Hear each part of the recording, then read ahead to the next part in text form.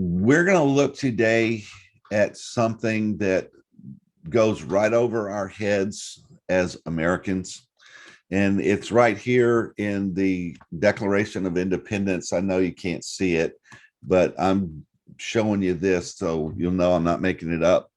There's a clause in our Declaration of Independence that says that they were appealing to the supreme judge of the world for the rectitude of our intentions.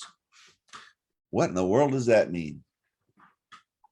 Well, I'm going to show you what that means, and hopefully it will bless your life.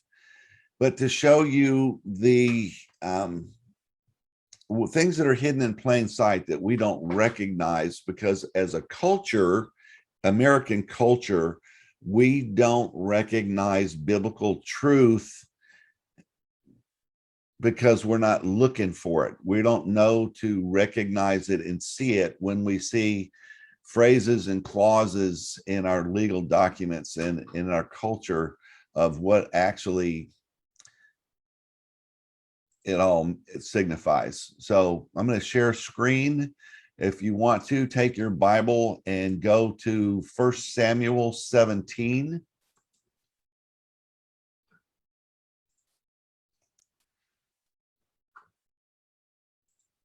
Now, what that phrase means, and from a biblical reality, is a thing in the ancient cultures of the world, and it's recorded over and over and over again in the Bible. And I'm going to show you over and over again from the Bible different examples of this to encourage us as believers to understand the power that we can wield in the physical realm just by believing and taking a stand. What can one person do, or a small group of people do, if we know and we understand what God says about it? So taking the problem to the supreme judge of the world was a biblical era and following normal thing, and it was called trial by ordeal. And it was the ultimate Supreme Court in that God would decide the verdict.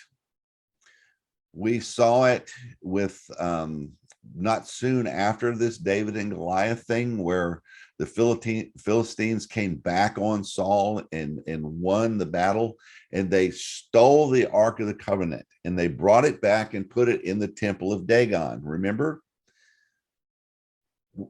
They took the god, the country that they had conquered, because they believed that their god was bigger than the other god, and they would prove that by confiscating all the gods and bringing them into their temples to prove that their god was bigger than the other nation's god.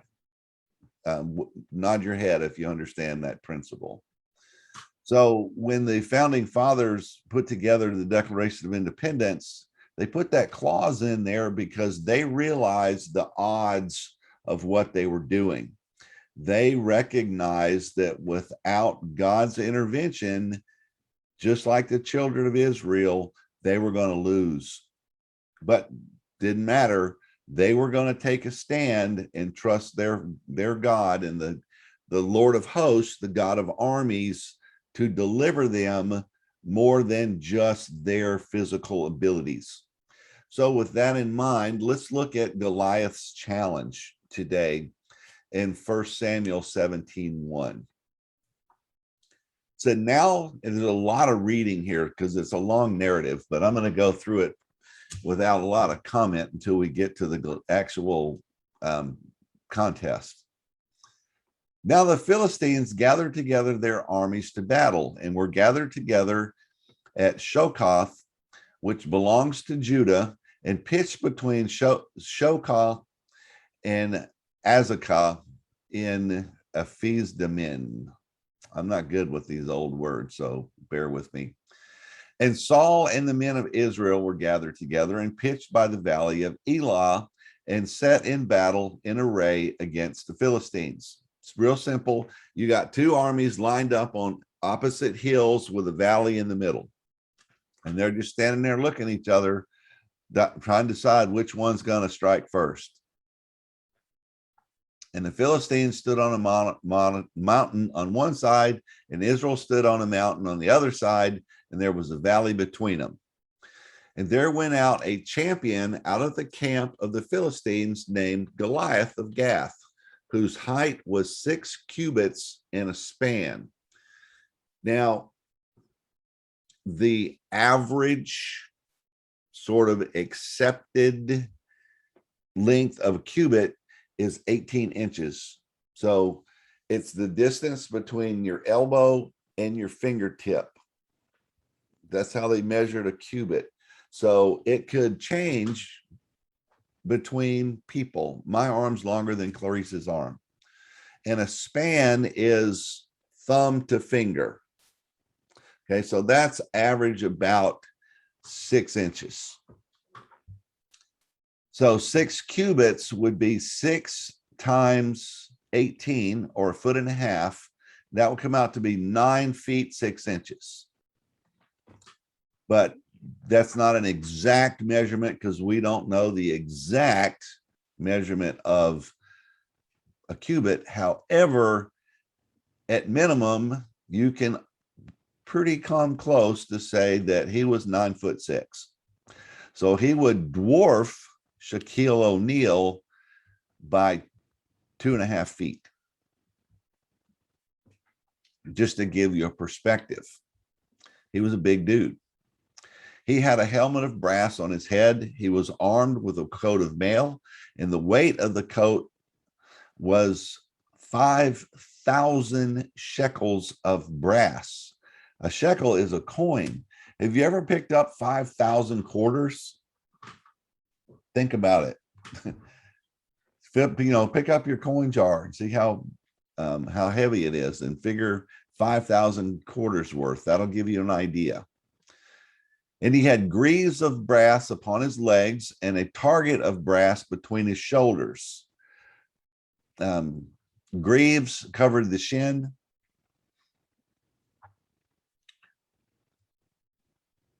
A target of brass between his shoulders that would protect him from arrows. The staff of his spear was like a weaver's beam. We would call it at least a 4x4 piece of wood, if you've ever seen a weaver. His spear head weighed 600 shekels of iron. So 600 quarters is quite a few pounds. And one bearing a shield went before him. He didn't even carry his own shield at this point.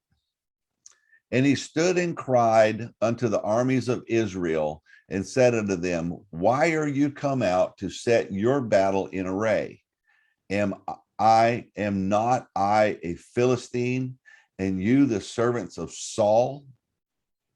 Choose you a man for you, and let him come down to me. So this was calling out a duel, so that instead of the armies fighting each other, you have a champion from each army go out there and fight the battle, and then the verdict of that one man competition would dictate the winning of the battle. And we see that even in the Greek mythology and the Roman mythology, where they would do that. And then sometimes they would do it, and sometimes the armies would go at it. Hercules and Achilles and those guys, they would go out and do those fights and win. So it was common practice in the ancient world to do this. Verse 9, if he be able to fight with me and kill me, then will we be your servants. And if I prevail against him and kill him, then shall ye be our servants and serve us. Everybody knew what was going on. And the Philistines said, I defy the armies of Israel this day. Give me a man that we may fight together.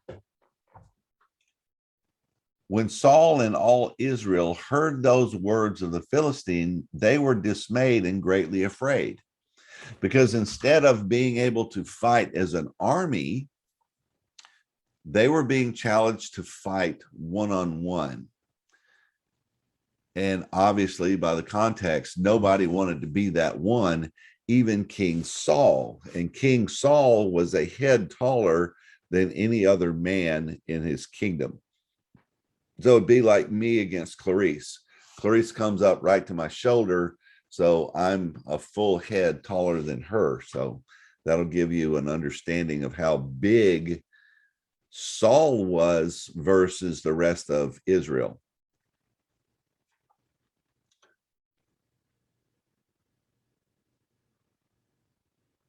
Verse 12.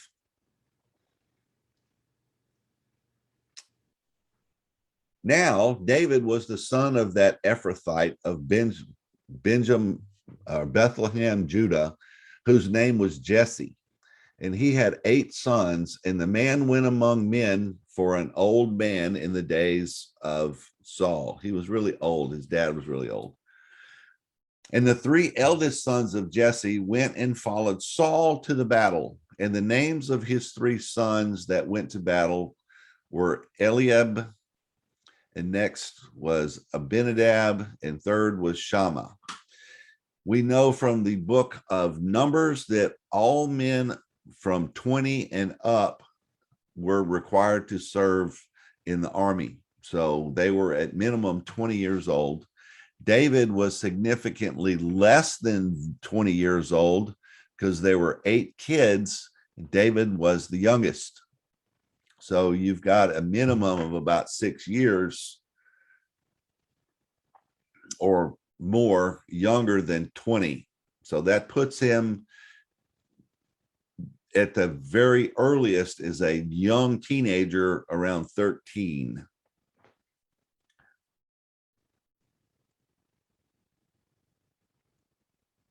And it says in verse 14, and David was the youngest, and the 3 eldest followed Saul.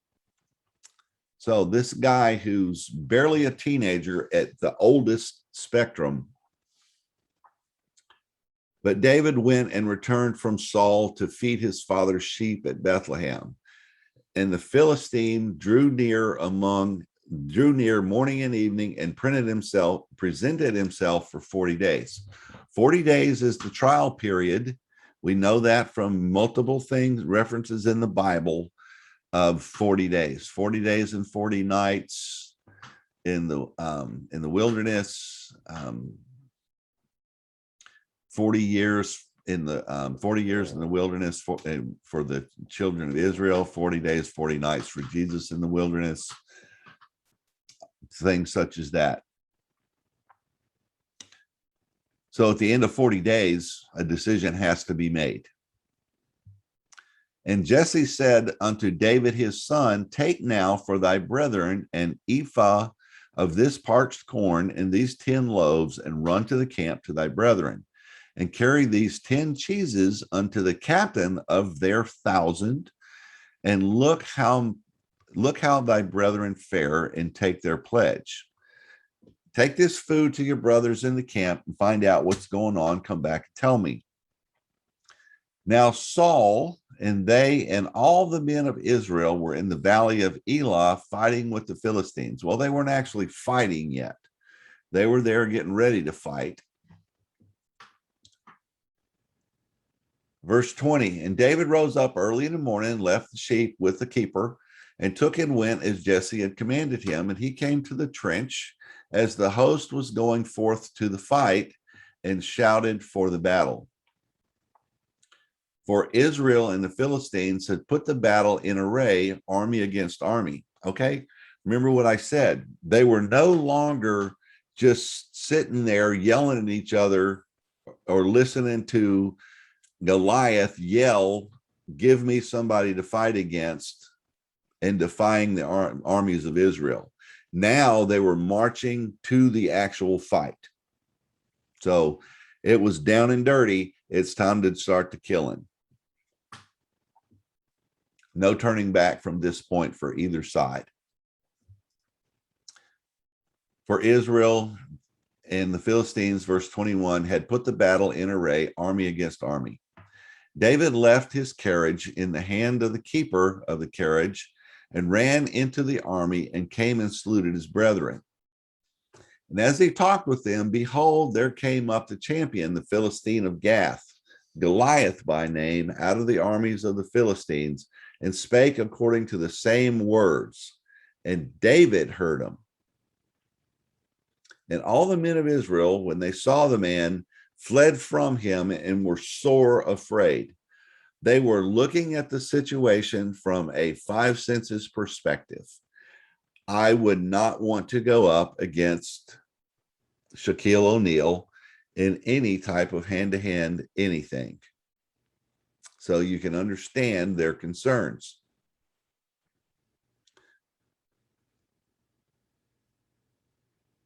Verse 25, and the men of Israel said, you have seen this man that has come up, or have you seen this man that has come up? Surely to divide Israel is he come up, and it shall be that the man who kills him, the king will enrich him with great riches and will give him his daughter and make his father's house free in Israel. So Saul had come down to even giving up his daughter to find somebody that would go out and defend the honor of Israel. The king wasn't willing to do it, which speaks a lot for Saul. And David spake to the men that stood by, saying, what shall be, sorry, I missed that. Verse 27, and the people answered him this manner, saying, so shall it be done to the man that kills him. And Eliab, his eldest brother, heard when he spake unto the men, and Eliab's anger was kindled against David and said, why did you come down here? And with whom hast thou left those few sheep in the wilderness? I know your pride and the haughtiness of your heart, for thou art come down that you might see the battle. David said, what have I now done? Is there not a cause? Brother, what have I done? Dad told me to come here and feed your sorry butt. This is where you were, so I came to find you. I can just see sibling rivalry going here. And he turned from him toward another and spake after the same manner. And the people answered him again after this former manner. Why won't anybody fight? And when the words were heard which David spake, they rehearsed them before Saul, and he sent for him.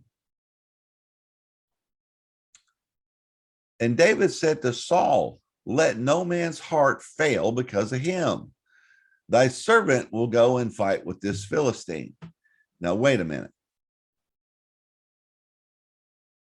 Here's the king of a nation. He's got a humongous army, hundreds of thousands of men. And they're afraid of one guy on the Philistine side.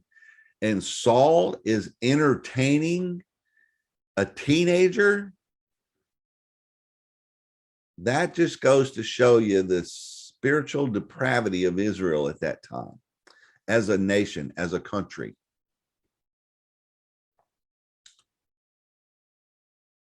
And Saul said to David, you're not able to go out against this Philistine to fight with him. You're just a kid. It says youth. I don't know I'm not going to look up the word youth. You can. And he, a man of war from his youth. He's been training his whole life for this. Who are you to think you can take him on? And David said unto Saul, thy servant kept his father's sheep. Huh? Well, that's a good argument, right? Who are you to think you can go up against Goliath? Well, I kept my father's sheep. They were put under my trust. And he's using this as his reason before a king why he should be the one that's allowed to go fight.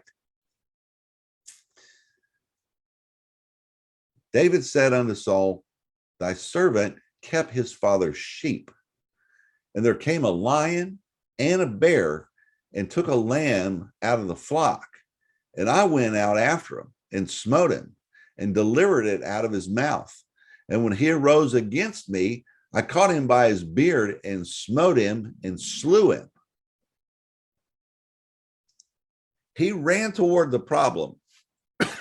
He ran toward the lion and the bear that had stolen one of the sheep. He smote him and made him drop the lamb. And then when the animal didn't stay down, I caught him by his beard and smote him and slew him. You know, I grabbed him by the throat and killed him. Thy servant slew both the lion and the bear with my own bare hands. Yeah, I'm not afraid of Goliath. You know, I took on a bear.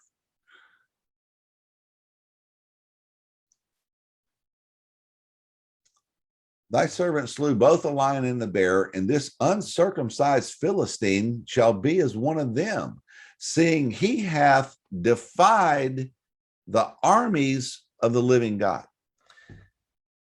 He's looking at it in the right perspective. David is looking at this is a trial by ordeal. This is a trial by the gods. Whose God is going to prevail in this fight?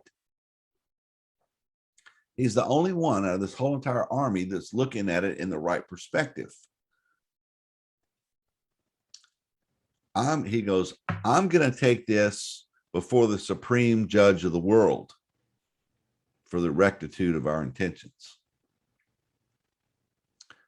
David said, moreover, the Lord that delivered me out of the paw of the lion and out of the paw of the bear, he will deliver me out of the hand of this Philistine. And Saul said unto David, go, and the Lord be with thee. Now, that's the first thing that Saul said that ever made sense. But what king in his right mind is going to listen to a teenager? We can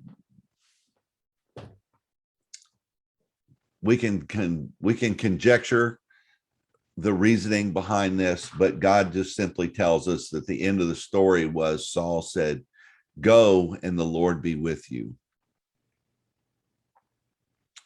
And Saul armed David with his armor and put on a helmet of brass upon his head. Also, he armed him with a coat of mail, and David girded his sword upon his armor, and he essayed to go. He tested all of his equipment and got ready to go, for he had not tested it yet. And David said unto Saul, I can't go out with these. I haven't tested it. And David just put him off. You know, I don't know how to use this stuff. How can I go out and do it? I'm not trained with all this stuff. So he just put him off, and he took his staff in his hand and chose him 5 smooth stones out of the brook and put them in a shepherd's bag, which he had, even in a scrip. And his sling was in his hand, and he drew near to the Philistine. Now he wanted to choose smooth stones so they would be aerodynamic and be able to fly straight. And the Philistine came out and drew near unto David, and the man that bare his shield went before him. This is what the Jews are going to send out to me. I'm going to go out and meet them. This is going to be a cakewalk. And when the Philistine looked about and saw David, he disdained him, for he was but a youth, and ruddy and of a fair countenance. And the Philistine said unto David, am I a dog that you come to me with staves? And the Philistine cursed David by his gods. So now we are seeing this from God's perspective. Now it is truly a challenge of the gods. The Philistine said to David, come to me, and I will give thy flesh to the fowls of the air and the beasts of the field. Then David said to the Philistine, you come to me with a sword and a spear and with a shield. I come to you in the name of the Lord of hosts, the God of armies, God of the armies of Israel, who you just defied. You just put this in the realm of the trial by ordeal before the gods. We're fitting to find out who's got the biggest, baddest God on the block. Now, Goliath, you're fighting in my arena. See this? See the change in the atmosphere here now? It's no longer mano a mano or army v army.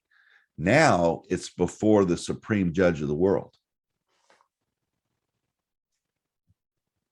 This day will the Lord deliver you into my hand, and I will smite thee and take thy head from thee. I will give the carcass of the host of the Philistines this day unto the fowls of the air. Now he's talking about the whole army of Philistines. He's not talking about just the champion of the Philistines, but the whole Philistine army. This day unto the fowls of the air and to the wild beasts of the earth, that all the earth may know that there is a God in Israel. So here it is, God v. God. God of the Philistines, who was Dagon, or the God of Israel, which was the creator. And all this assembly shall know that the Lord saves not with sword and spear, for the battle is the Lord's, and he will give you into our hands. It's not going to be me. I can't do it. I'm just a little teenager. And it came to pass when the Philistine arose and came and drew nigh to meet David, that David hasted and ran toward the army to meet the Philistine. What did he do with the wild animals? He ran toward them. He charged them immediately. They're focused on one thing. They're focused on being big and bad and thinking this is going to not even be a contest. And the next thing you know, here's David charging this Philistine. That will, if you know anything about hand-to-hand combat and stuff like that, the aggressor has the advantage of about 1 second.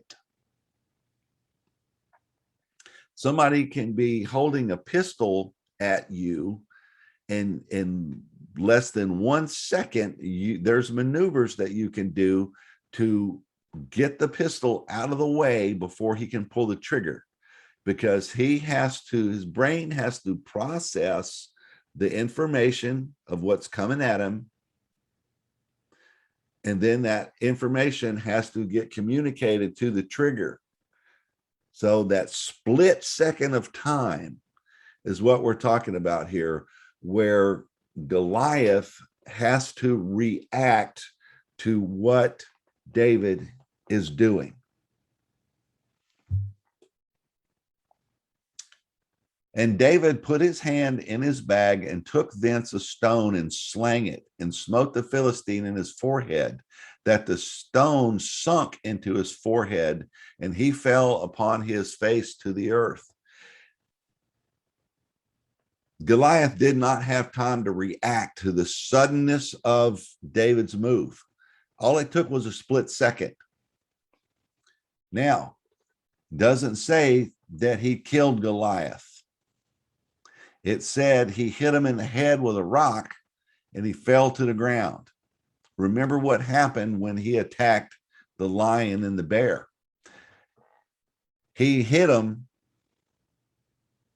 and got the lamb away from him, but they got back up. So he had to finish the job. Here, David is not going to give the Philistine the chance to get up. He's going to get him while he's on the ground, because if he gets back up again, he's probably going to lose. I learned that in martial arts. If you hit your opponent with everything you got and he goes to the ground and comes back up, you've already hit him with your best shot. You best run. So David's not going to give him the chance. So David prevailed over the Philistine with a sling and with a stone, and smote the Philistine and slew him. But there was no sword in the hand of David. Therefore David ran and stood upon the Philistine, and took his sword and drew it out of the sheath thereof, and slew him, and cut off his head therewith. When the Philistines saw their champion was dead, they fled. So he had to go pick up this huge sword and cut off the head of Goliath and show it to the armies to prove that he was the victor. You see that in all kinds of those sword fighting movies. Thank God we don't live in that culture today.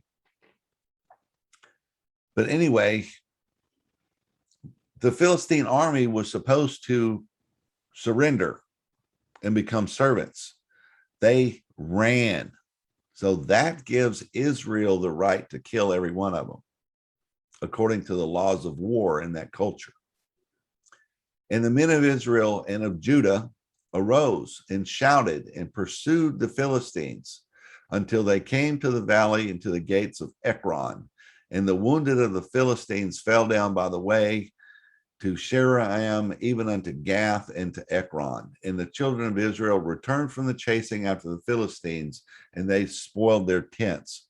And David took the head of the Philistine and brought it to Jerusalem, but he put his armor in his tent. And when Saul saw David go forth unto the Philistine, he said to Abner, the captain of the host, Abner, whose son is this youth? And Abner said, as my soul liveth, O king, I don't know. I don't know. I never heard of him. And the king said, inquire whose son this stripling is. And as David returned from the slaughter of the Philistine, Abner took him and brought him before Saul with the head of the Philistine still in his hand. And Saul said unto him, whose son are you, thou young man? And David answered, I'm the son of thy servant Jesse the Bethlehemite. So we are told that we are more than conquerors through him who loved us. We are super conquerors. We are superheroes because of God. We're told that in our own Bible. Let's look it up real quick here.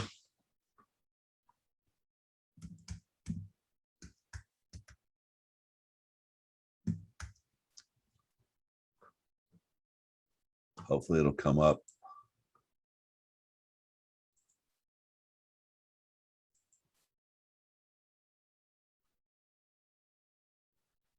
Maybe it wants the S.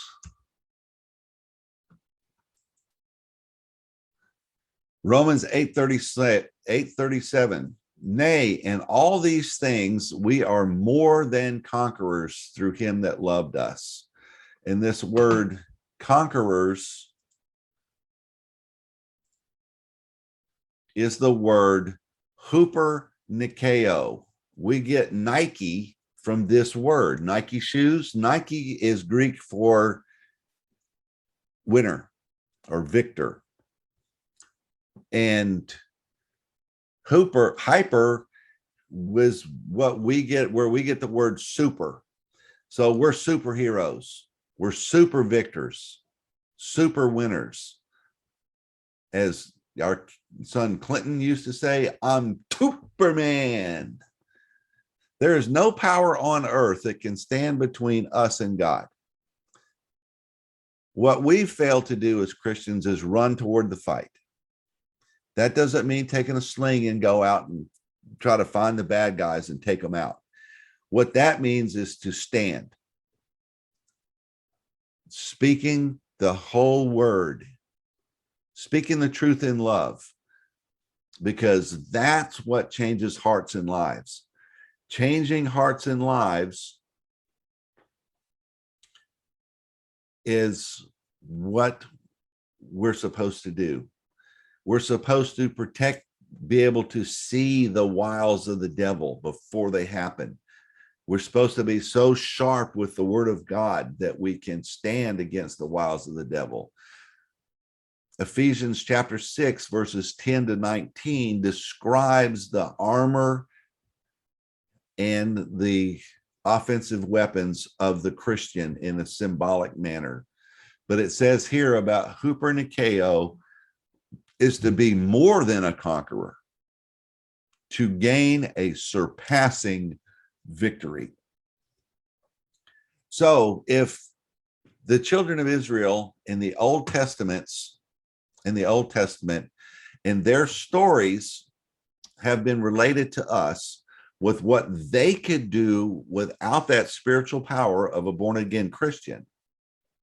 These were real people doing real things in real time. And God recorded those incidents for us so that we can know and understand in our day and age how we can take a stand and how we can fight back with the word of God. And that there's nothing, absolutely nothing, that can stop us or defeat us if we'll only trust in our God and take a stand. So with that in mind, God bless, and I'll see you next time.